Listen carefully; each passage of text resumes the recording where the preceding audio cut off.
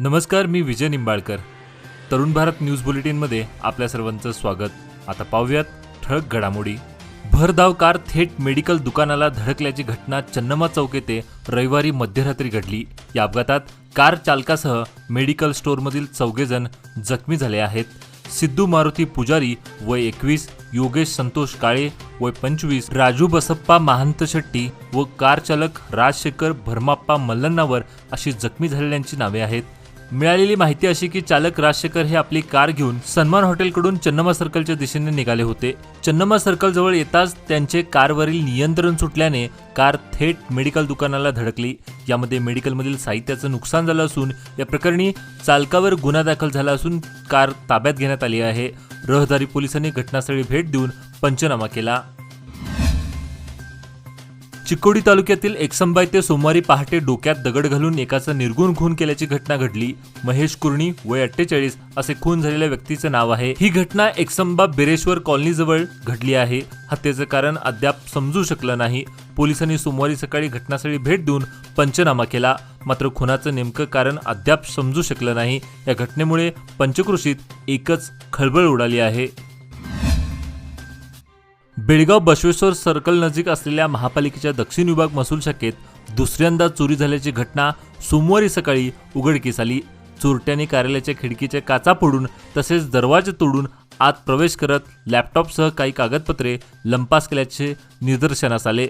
मालमत्ताधारकांच्या मालकीची कागदपत्रे, मालमत्ताधारकांचं ओळखपत्र, टॅक्स स्लिप, बांधकाम परवाना आदीसह 26 वॉर्डातील रहिवाशांच्या नोंदणी असलेले लॅपटॉप चोरीला गेले आहेत. सोमवारी सकाळी कर्मचारी कार्यालयात आले असता चोरी झाल्याचे उघडकीस आलं असून दरम्यान माहिती मिळताच ठेकोडी पोलिसांनी घटनास्थळी भेट देऊन तपासणी केली. या प्रकरणी ठेकोडी पोलिसांकात गुन्हा दाखल झाला आहे.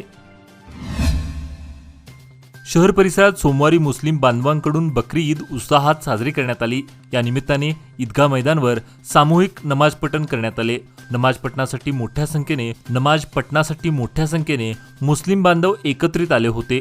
प्रेम आणि बलिदान याचं प्रतीक असणारा बकरी ईद सण मुस्लिम बांधवांकडून मोठ्या उत्साहात साजरा केला जातो. नमाज पठणानंतर मुस्लिम बांधवांनी एकमेकाची गळाभेट घेत शुभेच्छा दिल्या. सुखशांती, समृद्धी आणि उत्तम आरोग्यासाठी प्रार्थना देखील केली.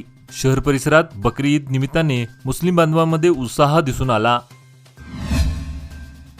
बेळगाव शहर परिसरात गेल्या काही दिवसात डेंग्यू, मलेरिया व चिकनगुनिया आजाराच्या रुग्णात वाढ झाली आहे. त्यामुळे मनपा आणि आरोग्य खाते ॲक्शन मोडवर आले असून रोगाचा प्रादुर्भाव रोखण्यासाठी खासबाग, शहापूर, अनगोळ, वडगाव परिसरात फॉगिंग मशीनने धूर फवारणी करण्यात आली असून शहरासह तालुक्यात डासांचा प्रादुर्भाव वाढल्याने डेंग्यू, मलेरिया व चिकनगुनिया सदृश रुग्णांचा वाढ झाल्याचे समोर येत आहे. संबंधित ग्रामपंचायतना डासाचा प्रादुर्भाव रोखण्यासाठी उपाययोजना राबवण्याच्या सूचना देण्यात आल्या आहेत. त्याचबरोबर आरोग्य विभागाने डासांचा प्रादुर्भाव रोखण्यासाठी काळजी घेण्याचं आवाहनही केलं आहे. कर्नाटक राज्य सरकारने पेट्रोलच्या दरात प्रति लिटर 3 रुपये आणि डिझेलच्या दरात 3 रुपये 20 पैशाची वाढ केली आहे. पेट्रोल आणि डिझेलच्या दरवाढीवरून बेळगाव जिल्हा भाजपच्या वतीनं तीव्र आंदोलन छेडण्यात आले. बैलजोडीच्या सहाय्याने दुचाकी उडून काँग्रेस सरकारचा निषेध करण्यात आला. यावेळी माजी आमदार अनिल बेनके, तालुका ग्रामीण मंडळ अध्यक्ष धनंजय जाधव यांनी काँग्रेस पक्षावर निशाणा साधत खटाखट टकाटक लूट सुरू असल्याचं म्हटलं आहे. काँग्रेसचा खरा चेहरा समोर आला असून देशात महागाई वाढली असून असे म्हणणाऱ्या काँग्रेस सरकारने पेट्रोल आणि डिझेलच्या दरात वाढ केली आहे, अशी संतप्त प्रतिक्रिया यावेळी माजी विधान परिषद सदस्य महांतेश कवडगीमठ, राज्यसभा खासदार इराणा कडाडी यासह पदाधिकारी व कार्यकर्ते मोठ्या संख्येने उपस्थित होते. मागील 3 महिन्यांपासून वृद्ध, दिव्यांग आणि निराधारांची मासिक पेन्शन विस्कळीत झाली असून त्यामुळे त्यांच्यासमोर उदरनिर्वाहाचा प्रश्न निर्माण झाला आहे. आधीच महागाईने सर्वसामान्य जनता हैराण झाली असून त्यातच पेन्शन ठप्प झाल्याने दैनंदिन जीवनात अडचणी येऊ लागल्या आहेत. परिणामी दुसऱ्याकडे हात पसरण्याची वेळ अनेकांवर आली आहे. त्यामुळे प्रशासन आपल्याकडे लक्ष देणार का, अशी हाक लाभार्थ्यांनी दिली. वृद्ध, दिव्यांग आणि निराधार विधवांना सन्मानाने जगता यावं यासाठी शासनाकडून मासिक पेन्शन दिली जाते. मात्र मागील 2 ते 3 महिन्यांपासून काही लाभार्थ्यांची पेन्शन ठप्प झाली आहे. वन्यप्रेमी आणि पर्यटकांची गैरसोय टाळण्यासाठी मंगळवार दिनांक 18 रोजी आठवडी सुट्टी दिवशी भुत्रामट्टी येथील प्राणी संग्रहालय खुले ठेवण्यात येणार आहे, अशी माहिती प्राणी संग्रहालय व्यवस्थापनाने दिली.